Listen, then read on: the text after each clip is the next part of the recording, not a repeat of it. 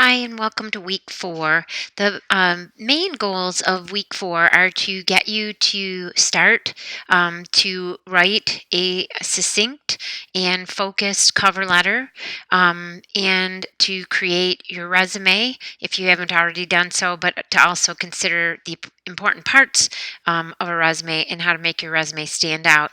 So remember, the parts of the cover letter are going to be very similar to the parts of a business letter, but you'll want to restate that position that you're applying for.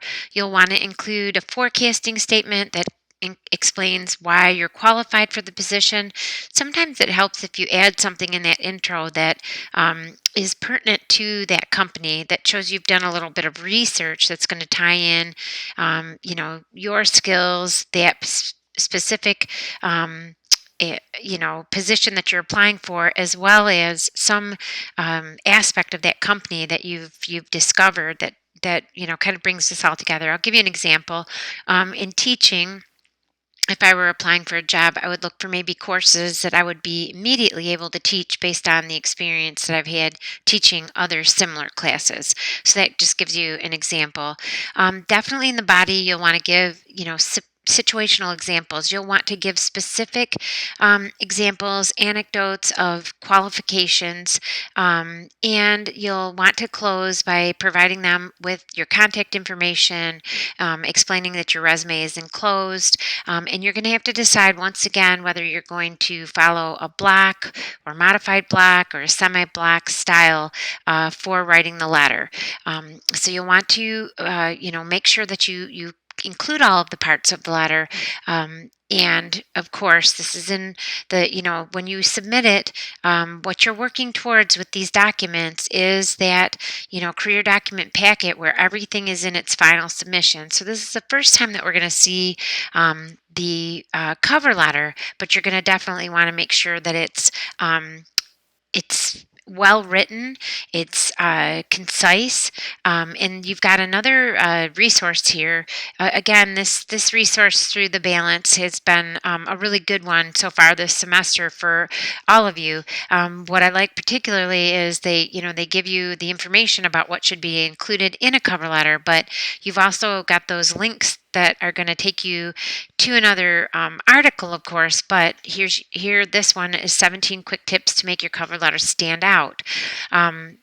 Just as we'll talk about with the resume, most of the time, either human resources or a search committee is looking at these very quickly to assess that you've got the necessary skills, and you either go into the further consideration pile or the no consideration pile.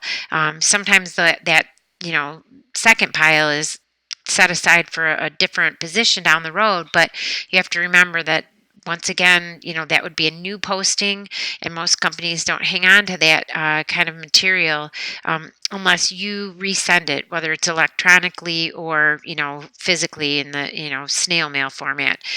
So think about the tips that they're giving you here. Choosing the right type of letter, finding a contact person instead of a to whom it may concern, including a referral, choosing a basic font, keeping it short and simple. We've talked about that all semester so far. Matching your cover letter to your resume, matching your skills and the job qualifications. You just want to kind of look at these tips and incorporate what you can to make this letter stand out.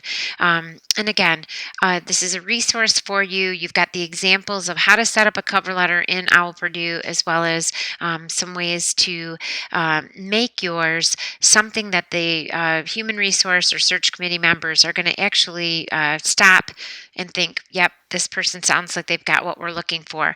Now, remember, too, that the rubrics are always up at the top of the page, too, so of our Moodle page. So you can go back to that and look at what exactly I'm going to grade you on in regards to that letter. Now, for the resumes and betas, OWL Purdue gives you quite a few different, sections to look at. We're going to stick to a one-page resume, but what I want you to think about is just, what it should look like, what it should include. That objective statement should be very specific, as they're saying it should be user-centered, meaning that you want to, state the organization's name and the specific job title.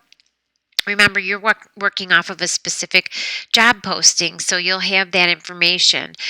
You want it to be, targeted to that company for the position that you're applying for, rather than general, or even worse, that it looks like the reason that you're looking for the job is how it's going to uh, impact you personally rather than the company.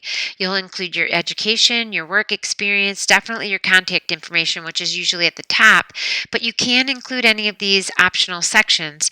Once again, you want to think about balance, and you want to think about it, actually, for a resume, the visual design of it, and again, looking through these, which ones would apply to that job that you're looking at. If something like computer skills doesn't apply at all to that kind of a position, you don't want to list that.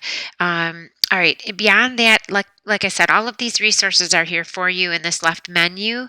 But one thing that you've got some scanned resumes that you can look at. You're going to want to think about what your contact information looks like, how you're going to set up your contact information, your education, your work experience, your any additional information that you want to add, but keeping that design in mind.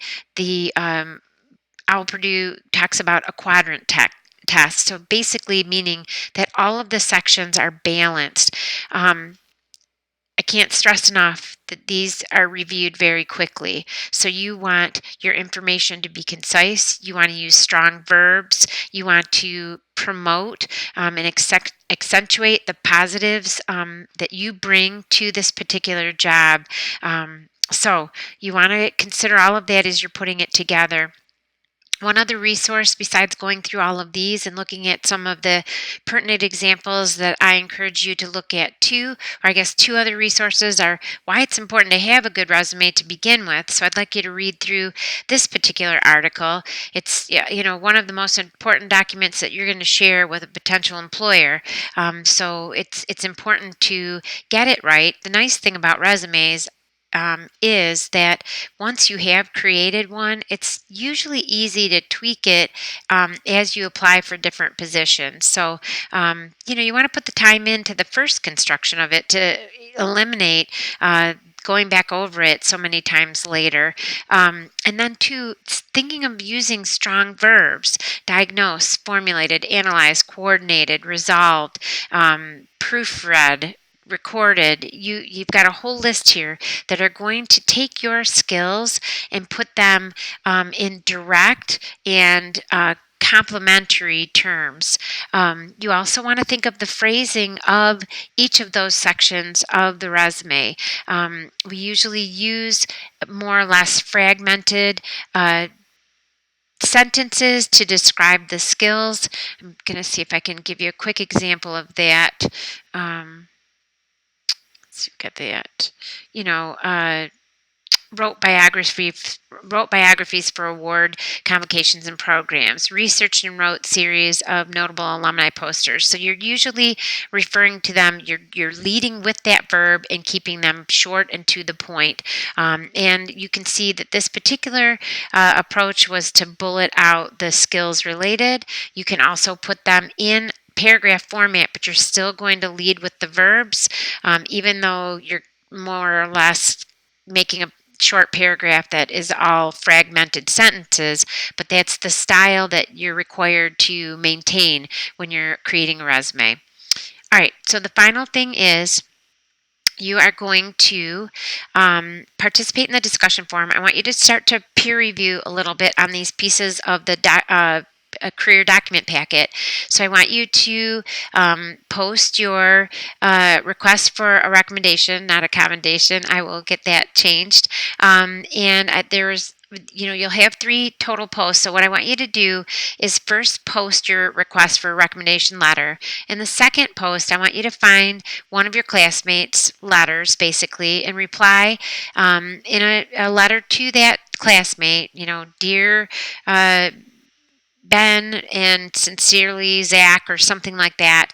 And then, given your understanding of the assignment, what do you think is working in that particular letter? How does it develop ethos, pathos, logos? Is the intended audience clear? Does the writer adhere to his or her intended purpose, etc.?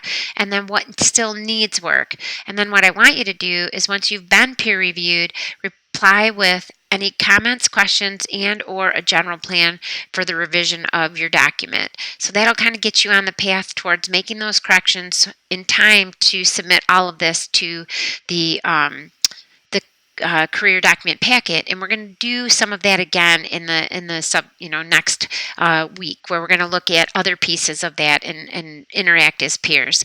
You'll also turn in your cover letter and your resume. If you have any questions this week, don't hesitate to ask.